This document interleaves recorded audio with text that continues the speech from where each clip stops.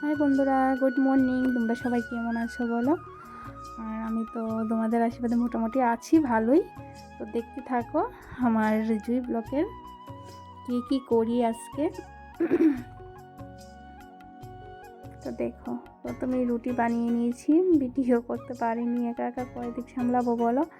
এইদিকে রুটি, এইদিকে দেখো বাঁধাকপি শাক করেছি। বললো বাঁধাকপি শাক দিয়ে খাবে, মাংস টাংস খেতে আর ইচ্ছে করছে না। এদিকে ভাত বসিয়ে দিয়েছি।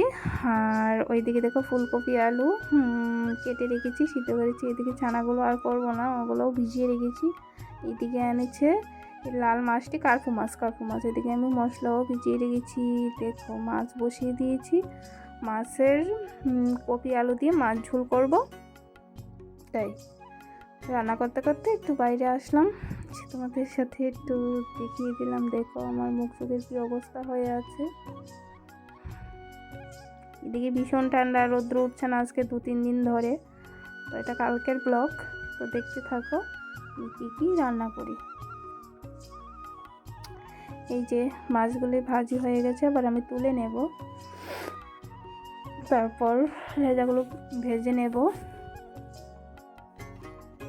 তারপর কপি আলুগুলিও ভেজে নেব, এক এক করে সবগুলো ভাজবো। ঠিক আছে, মাছগুলো ভাজা কমপ্লিট, এবার আমি কপি আলুগুলো ভেজে নেব। অনেকে না ভেজেও রান্না করে, কিন্তু আমি না ভেজে রান্না করি না, ভালো লাগে না আমার, জানি না যার যেরকম। আর এই দেখো মাছগুলি তো ভাজা কমপ্লিট। এই যে মাছের ঝোল আমার রেডি একদম। রান্না টান্না করে তোমাদের সামনে নিয়ে আসলাম। এই যে ধনেপাতা দিয়েছি, মাছের ঝোল খুব টেস্টি হয়েছিল কিন্তু খেতে। রান্না টান্না সেরে চলে আসলাম,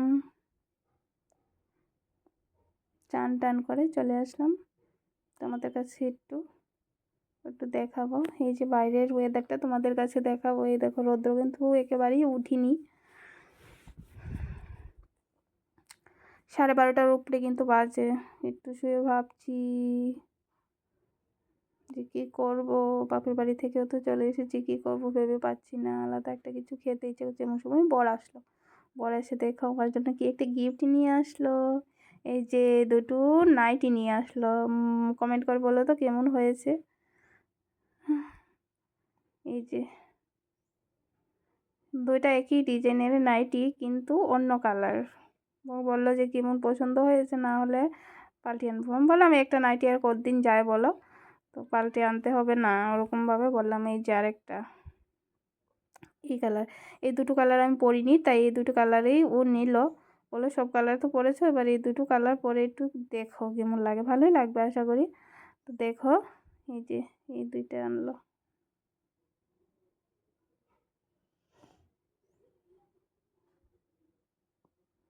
এই যে আমি একদম বিছানার মধ্যে মেলে তোমাদের কাছে দেখাচ্ছি, এই দুটো নাইটি আনলো।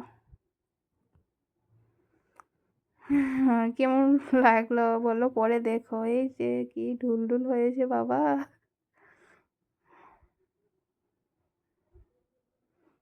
শিলাতে হবে একটু। এই দেখো বডি দেখাচ্ছি, বডি। তো বাদ দাও, যেমন হয়েছে পরে নেব, আমার এমন একটা কিছু নেই। আর এখন দেখো আলুগুলো ভেজে নেব, বা রান্নায় চলে আসলাম। তো দেখো আলুগুলো ভেজে নেব, নিয়ে তারপর সয়াবিন, ছেলে বললো সয়াবিন আলু খাবে। তো মাংস খেতে ইচ্ছে করে না, তাই সয়াবিন আলু আমি মাংসর মতো করে রান্না করব। খুব টেস্টি হয় কিন্তু এইভাবে খেতে। মাংস খেতে খেতে আর ভালো লাগে না, সত্যি বলছি, তাই মাংসটা একটু বাদই দিলাম। হ্যাপি নিউ ইয়ার, 31 তারিখ তো মাংস খেয়েছি, হ্যাপি নিউ ইয়ারের দিন খেয়েছি, সকালবেলাটা খেয়েছি। তো 31 তারিখ খেলাম আর কি, আমরা পিকনিক টিকনিক করলাম, আর খেতে ইচ্ছে করছে না, 2 জাতের মাংস খেয়েছি। তো এখন মাছ না থাকলে কী রান্না করবো বলো, তো মাছ আর এই যে আমি সোয়াবিনগুলো রান্না করে নেব পুরো মাংসর মতো করে। ভাবছি যে কি করা যায়। এদিকে তো রুটি বসালাম, রুটি করলাম, ভাতও বসালাম, যার যে আইটেম পছন্দ সে সে আইটেম খাবে, ওরকম বলে করলাম। আমার আবার ইচ্ছা করছে ফ্রাইড রাইস খাওয়ার জন্য, দেখি কতটুকু করতে পারি। তো দেখো মশলাগুলো কষিয়ে নিচ্ছি, এই যে জিরা ধনা মাংসর মধ্যে যা যা লাগে সবগুলো মশলা কিন্তু আমি দিয়েছি বন্ধুরা, তোমরা দিয়ে এভাবে খেয়ে দেখতে পারো কতটুকু টেস্ট লাগে। ঠিক আছে, যে একবার খাবে বলবে যে নিরামিষ তরকারি আমি এমনি পাঁচফোড়ন সোমবার দিয়ে আমি খেতে ভালোবাসি না, আমার ঘরের কেউই ভালোবাসে না, এই মাংসের মতোই রান্না করে খাই সোয়াবিনটা আমি। লগে একটা টমেটো দিয়েছি। তো দেখো এবার মশলাগুলি থেকে তেল উঠে গেছে, এবার আমি সবগুলা ওই কী বলে সয়াবিন আলু দিয়ে দেব। সয়াবিনগুলো আগেও একটু ভেজে নিয়েছি, এই যে দিয়ে দিলাম। এবার ঝুল দিয়ে দেবো একটুখানি কষিয়ে। ঠিক আছে, এবার ঝুল দিয়ে দিলাম, এই যে ঝুল দিয়ে দিলাম একটুখানি কষিয়ে। এবার নাড়াচাড়া করে একটু ঢেকে রাখবো আমি, এটার মধ্যে বেশি ঝুল কিন্তু রাখবো না অবশ্যই। আর এই দেখো আমি এটার মধ্যে লাস্টে ঝুল দিয়ে এই যে গরম মশলাটা আমি বেটে দেবো। আমার কিন্তু গুঁড়া গরম মশলা আছে, কিন্তু আমি গুঁড়াটা পছন্দ করে না, বড় পছন্দ করে না, আমি বেটেই দিই শিলবাটার মধ্যে, আমি কিন্তু বেটে দিই। এই যে আমি বেটে রাখলাম, লাস্টের দিকে তরকারিটা হয়ে আসলে তারপর আমি নামাবার আগে আমি এটা দিয়ে দেবো। এই যে আর একটু ফুটবে, ঢেকে দেব।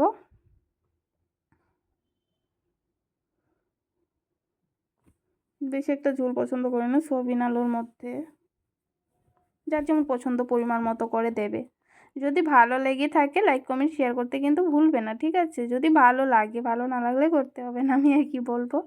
আর এই যে পুরো কমপ্লিট করে তোমাদের সামনে নিয়ে আসলাম, এই যে তরকারিটা পুরোপুরি কমপ্লিট, একদম গরম মশলা টরম মশলা দিয়ে তারপর নামিয়ে নিয়েছি একটা বাটির মধ্যে। তো দেখো দেখেই বুঝতে পারছো কীরকম হতে পারে তরকারি, কিন্তু অনেকেই দেখেই বুঝতে পারে যে তরকারিটার টেস্ট কীরকম হবে, সেটা আর বলার দরকার নেই। আমি এত বেশি ভালো রান্না করতেও পারি না, তো যতটুকু পারি ততটুকুই তোমাদের কাছে শেয়ার করছি।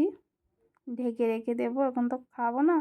আর এখন দেখো আমি কি করতে শুরু করলাম বলো তো, কি করব, এই যে বাদাম, কাজু বাদাম, আদা, একটা কাঁচা লঙ্কা সবগুলা, তারপর এই যে এটা কি বলে কিশমিশ, তারপর কিশমিশগুলি কালা হয়ে গেছে, অনেক দিন হয়েছিল তাই, কিন্তু খেতে মিষ্টিই লাগে, নষ্ট হয়নি। এদিকে ভাত বসিয়ে দিলাম, বলো তো কিসের জন্য, আবার ডেকের মধ্যে ভাত বসিয়েছি, বলো বলো বলো ঝটপট করে বলো। ফ্রাইড রাইস করবো। আর এই দেখো আমি ভাতগুলো আজকে কিন্তু পুরো সম্পূর্ণ অন্যভাবে করবো, আজকে রাইস কুকারে করব না আমি, আমি আজকে ডেগের মধ্যে করব। এটা মোবাইলে দেখেছিলাম ডেগের মধ্যে খুব ভালো বলে হয়। তো এই দেখো আমি ডেগের মধ্যে করে ফেললাম, সবগুলো দিয়ে ফ্রাইড রাইস আমার রেডি হয়ে গেল। তো আমি ব্লগটা আর বেশি বড় করব না, আবার ফ্রাইড রাইস রান্না হয়ে গেছে কিন্তু একদম ঝরঝরা, দেখতেই পাচ্ছ।